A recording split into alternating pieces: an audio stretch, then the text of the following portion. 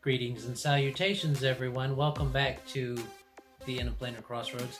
And yeah, you're actually in my office. Change of scenery for y'all. But I'm making a quick video here because I haven't got the next script finished for the Legend of the Multiverse yet. But I have got something else finished that I've been pittering at while we've been in lockdown, pseudo lockdown. We didn't really lock down much here in Arkansas. We had kind of a soft lockdown, which was fine. Worked out for us. But I made something that I had been kind of in the back of my head wanting to make for a long time, but this just presented me the opportunity. It is this. And you're like, Adam, that's just a TV. Yeah, it's a TV. It's a TV that...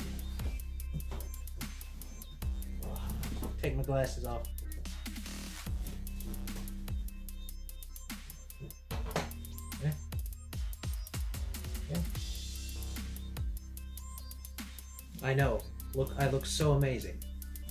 But really, I actually made this TV head because I always liked the look of that robot Kanti from Fooly Cooly, the anime. I saw it when I was younger and I was like, that's a really cool robot. And he's got a TV-esque head. And I was like, that's pretty cool. And when we were in this virus stuff going around, I thought, you know, I can't really, with my beard, get one of those masks to fit real tight. The whole point of the mask is to occlude the air to the point where most air is passing through the filter of the N95 mask. Well, I couldn't do that with my beard, and I had been using a bandana, which is fine for reducing viral load, because that's really what you're wanting to do when you're wearing the mask. You're not going to keep yourself from getting it. Don't delude yourself and think you're not going to be exposed to the virus. You will be, but you can reduce your viral load, which means your body will be able to find those make those antibodies faster for that particular strain of that disease, and you'll be able to fight it off easier. You're reducing your viral load, which is what this thing is meant to do on a better scale. I know it looks kind of janky. There's stuff going on with it that I'll talk about, but right here, behind here, I have a filter cut out from a furnace filter that is, I'll put pictures up and stuff, video up, that is graded to filter out viruses. So I took one of those, cut a little piece out, stuck it right there, and I have put a powered, I've got a USB that I can power a little computer fan that I found in some junk computer parts at my mom and papa's, and I put it in there, hot glued it in there, and it moves the air through here so that we're creating a pressurized area in there. It's not a lot of pressure, but aside from the wind blowing real heavy, it will help the airflow through and down, through here and down, rather than coming in and staying in there, and staying there like it might with just a mask I had on my face. The air movement is good for that. So diving into how I made this little thing, in case anybody's curious, I've got some neon tape over the holes on the inside so that they aren't just blank and they need to be covered to make that air pressure work the way you want it to. And that goes to that covers all the vents in here. I went to the neon green because I didn't just want to go with regular duct tape like I did down here. That didn't work out well. That just protects my neck so that it doesn't cut into me or anything. It covers up those vent holes right there. And let me see, what else do we do? Cut foam, fit some foam in there to where it would fit with my head. I've got a fit on my head and turn with me, which is important because this big bulky thing needs to turn with your head. I've got a fabric in there off of some old pants, thin fabric off some old pants so the foam's not directly on my head. It leaves little bits in your hair if you're not careful and can just not feel real good on your skin. So that's in there. And there's enough of it that I tucked it back in there and it acts as a little brace for the rest of the foam that's at the back. And hot glued this bit of old plexiglass that I found. And it is not naturally that color. It was clear. And it was just an old piece of plexiglass. Got it hot glued in there. Had to use a whole lot of hot glue. But it's hot glued in there. I bent it a little bit with a heat gun as I could while still being able to fit it in there and work it around. And so I've got the glue around it. It does not look very pretty. I'll tell you that right now. The job does not look very pretty, but the job will get the job done. It will get the point done. But the plexiglass is in there. All of this stuff that I'm using in this thing is salvaged. All of it is, this was a old Orion television that was just sitting around the house. I had already gutted it. It was just a shell. I had already gutted it to use.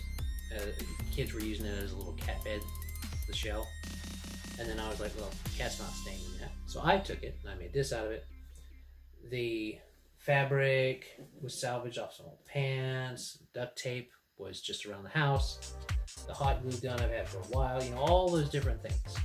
The only thing I had to buy was the tint, because I wanted to have a tint in there that was really dark. Because I didn't want people seeing my face. That defeats the purpose of the head looking like a TV. So I got 5% tint.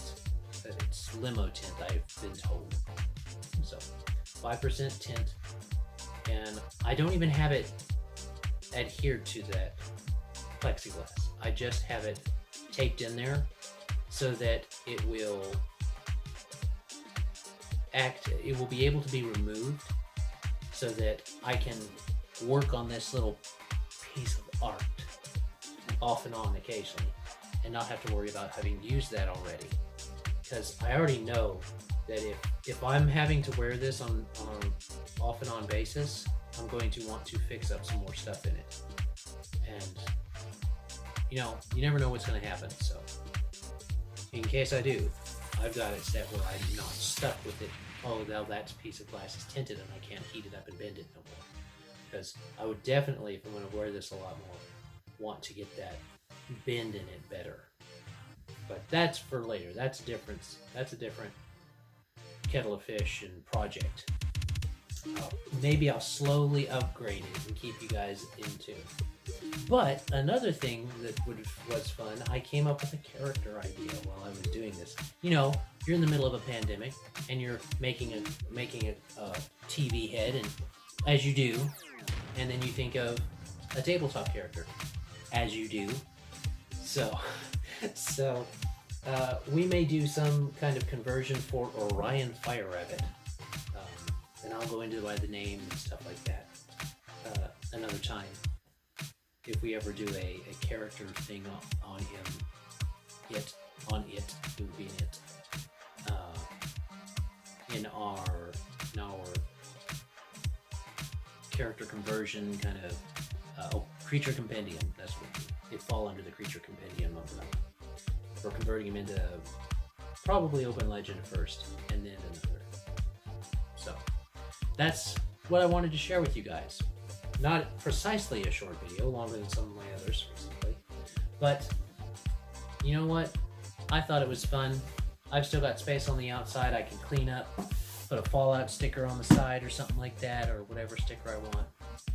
So hopefully you guys have fun. Hopefully you guys are inspired to make your own thing. If you want some more detail, I really don't have a whole lot of details aside from what I told you, and the video, the B-roll I've been putting up on how to make it, because again, this was just pieced together from junk I had lying around.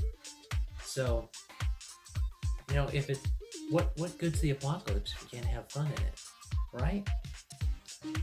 Try to be lighthearted in some points of all the seriousness that is happening. So enjoy enjoy the life that you find you can, that you find you have and you can. So I made some fun in the quarantine and in the pandemic. Hopefully you will too. Hopefully this has inspired you to do your own fun stuff. If you want to see Orion, the Orion Fire Rabbit out on the town or something like that, then let me know and I'll do like a full picture of it post it on Twitter or Facebook or something as a cosplay. So there you go. Have fun in the apocalypse, guys. As always, have a great day. God bless and enjoy. Bye.